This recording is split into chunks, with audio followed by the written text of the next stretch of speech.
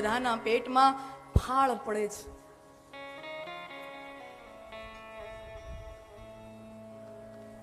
રાત પડી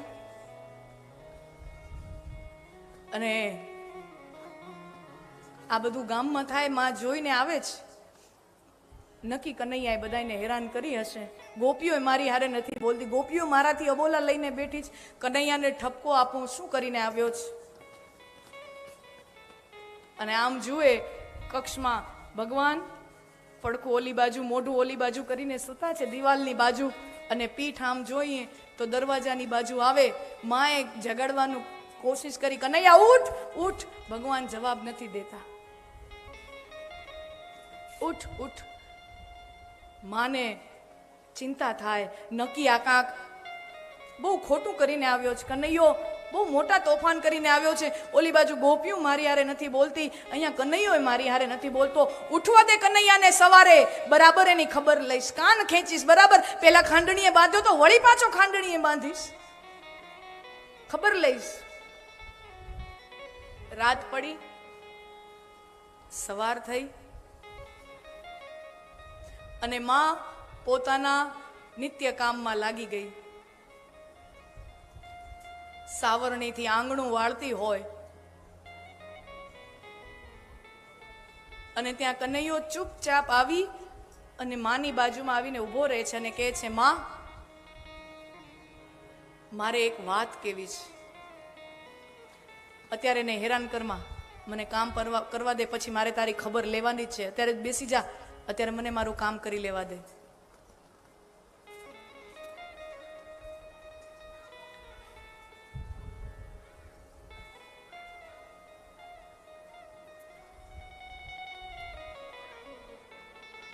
માં સાંભળ તો ખરી, મને કામ છે.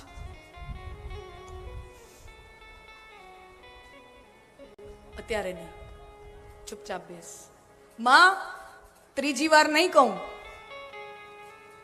ત્રીજી વાર નહીં કહું, મને સાચે તારું કામ છે. માનો છેડો જાલીને કનૈયો જ્યાં એટલું ગંભીરતાથી બોલ્યો, માં મને તારું કામ છે, સાંભળ. ત્યાં માના પેટમાં ફાળ પડી.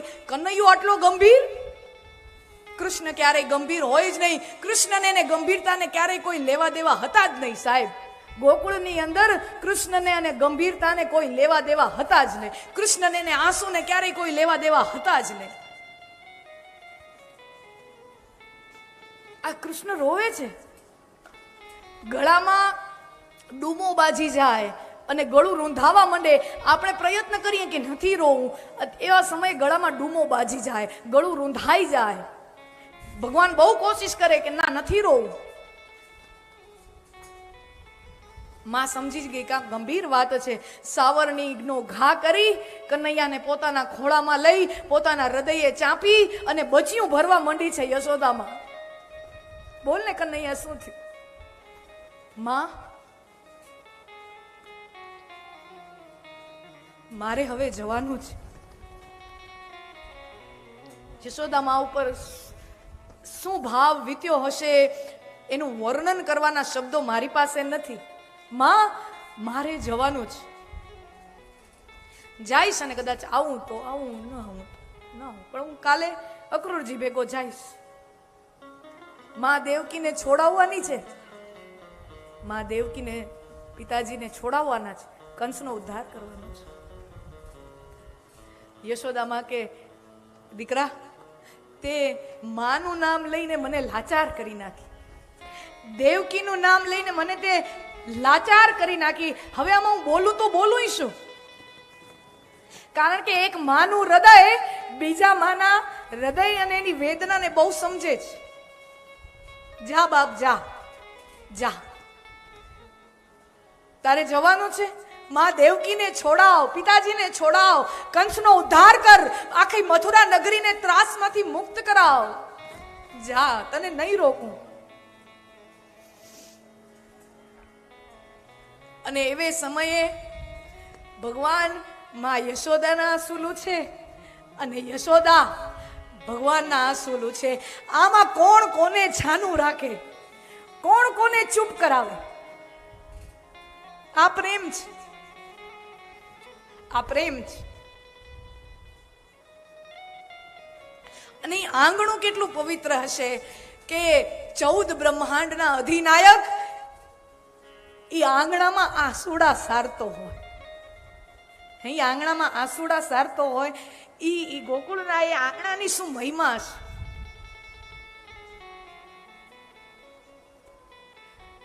દેવકીને છોડાવજે, બધું કામ કરજે. અને પછી ભગવાન માને કહે છે કે માં, હું તારું ધાવણ ધાવ્યો છું, તારો ખોળો ખૂંદ્યો છે, તારા આંગણામાં હું રમ્યો છું. તું મને લાલો લાલો કનૈયો કનૈયો કહેતી.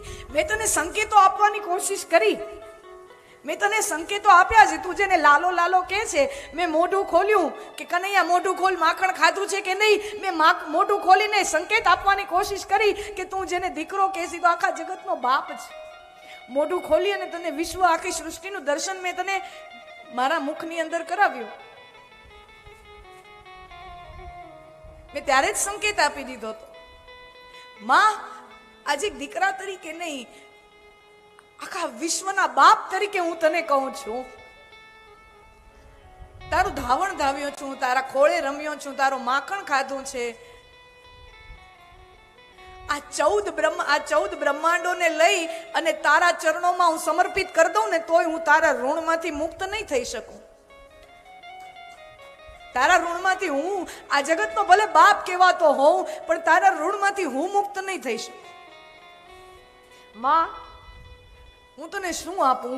ગમે તે આપું, તારા ઋણમાંથી તો નહીં છૂટાય, પણ છતાંય કંઈક માંગ. જતા જતા કંઈક આપવા માંગુ છું. કનૈયા લાલા, આનાથી વધારે તું આપીએ શું શક? કેટલું દઈ દીધું બાપ તે મને કેટલું દઈ દીધું. આનાથી વધુ કોઈને આપી જ શું શકે? સાક્ષાત ભગવાન હોય ને, ભગવાન પણ આનાથી વધુ કોઈને કઈ આપી નથી શકતો. કોઈને શું આપી શકો? તું દેવકી વાસુદેવ પુત્ર હોવા છતાં નંદ યશોદાનો લાલો કેવાણો, આનાથી વધારે તું અમને બીજું આપી શું શકે? તું દેવકી યશોદાનો લાલો હતો અને દેવકી વસુદેવનો લાલો હોવા છતાં નંદ યશોદાનો લાલો કેવાણો, આનાથી વધારે બાપ તું શું આપી શકે અમને?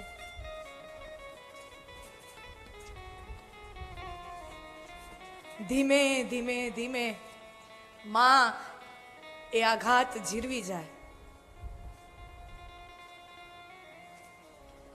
અને પછી માં કહે છે કે દીકરા, તને આપવું જ હોય, કનૈયા તું આટલો આગ્રહ કરસ, તારે કાંઈ આપવું જ હોય તો તું મથુરાનો રાજા થઈશ. તું રાજા થવાનો જ, મથુરાના મહેલમાં રહીશ. અમે તો ગામડાના અભણ માણા. અમે તો ગામડાના અભણ માણા. તું તો રાજમહેલમાં નગરમાં રહેવા વાળો, અમે અહીંયા ગામડાના માણા. પણ કાંઈક આપવા જ માંગતો હો તો તું મથુરાનો રાજા થવાનો છો, તો તને દાસ દાસીઓની જરૂર પડે ને, તો તું અમને કહેજે. આ નંદ અને યશોદા તારા મથુરાના રાજ દરબારમાં દાસ દાસી થઈને આવશે, પણ કૃષ્ણ તારા વગર અમે જીવી નહીં શકીએ. અમે તારા દાસ દાસી બની જશું, પણ અમને તું સાથે રાખ. તારા વગર જીવાશે ને, તારા વગર જીવી નહીં શકીએ.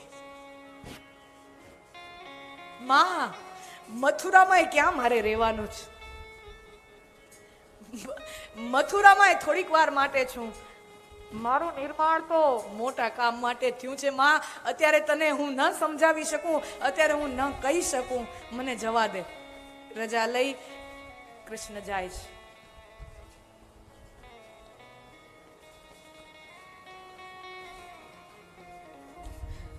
ગોકુળની અંદર અનેકો અસુરો આવ્યા. પૂતના આવી, તૃણાવર્ત આવ્યો, અઘાસુર, બકાસુર, કેટલા બધા અસુરોનો ત્રાસ. ભગવાન જન્મ્યા તે દિવસથી ગોકુળ ઉપર કોઈને કોઈ રીતે અસુરોનો ત્રાસ આવતો રહ્યો. ભગવાન અસુરોના ત્રાસમાંથી ગોકુળવાસીઓને મુક્ત કરાવે. પૂતના, તૃણાવર્ત, અઘાસુર, બકાસુર, ધેનુકાસુર, આ તમામે તમામ અસુરો આવ્યા અને ગોકુળવાસીઓ બધામાંથી આવે નહીં તો વયા જાય, પણ એક અસુર એવો આવ્યો કે જેમાંથી ગોકુળના લોકો વ્રજવાસીઓ ક્યારેય બચી ન શક્યા, અને એ છે વિરહાસુર. વિરહ નામનો અસુર આવ્યો એ પછી ક્યારે ગયો જ નહીં. विरहासुर. और प्रेमियों को जो सबसे ज्यादा तकलीफ देता है, प्रेमियों को जो सबसे ज्यादा पीड़ा देता है, वो विरहासुर पीड़ा देता है. विरह જેવી વેદના પ્રેમીઓ માટે બીજી કોઈ હોય જ ન શકે. આ વિરહસુર આવ્યો પાછો ગયો જ નહીં.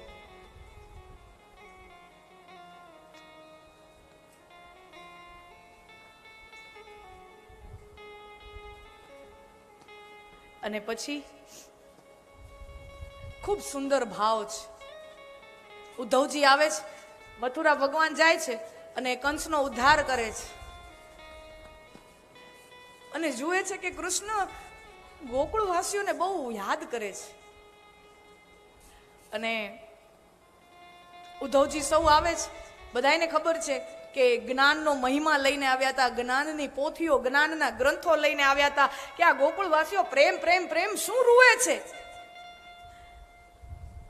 નિર્ગુણ નિરાકારને ભજો, આ સગુણ સાકાર ઈશ્વરના પ્રેમમાં શું રોયા રાખો છો. નિર્ગુણ નિરાકાર બ્રહ્મ તત્વને ભજો, એમાં ધ્યાન લગાવો. એટલે આવ્યા હતા મોટા મોટા જ્ઞાનના ગ્રંથો લઈને, અને ગોપીઓના પ્રેમમાં જ્યાં જોયું ત્યારે ખબર પડી કે આ મથુરાના ઝરૂખાને ખબર ન પડે કે ગોકુળની ગલીઓમાં ઘટનાઓ શું બને છે.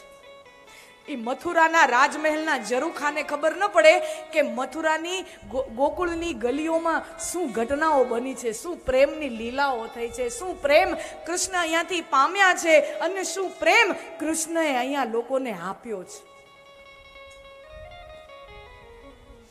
તમામે તમામ આમ જ્ઞાનનો જે અહમ હતો એ બધો પ્રેમમાં ઓગળી ગયો. અને પછી નંદ બાબા ને યશોદા માને મળવા જાય ઉદ્ધવજી. માં, કૃષ્ણનો સંદેશો લઈને આવ્યો છું, કૃષ્ણ કુશળ મંગળ છે.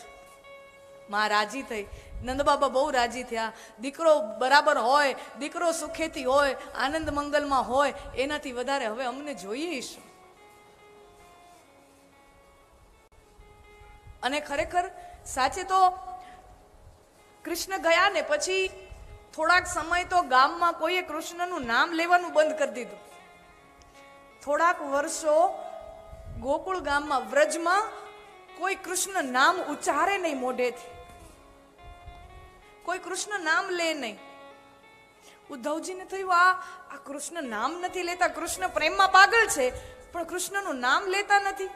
જે જુઓ એ રાધે રાધે કરે. અને આજે આપણે જઈએ ને ગોકુળ મથુરા એ બાજુ યાત્રામાં જઈએ તો ત્યાં કૃષ્ણ નામનો તો મહિમા છે, પણ રાધે રાધે, રાધે નામનો વધારે મહિમા છે.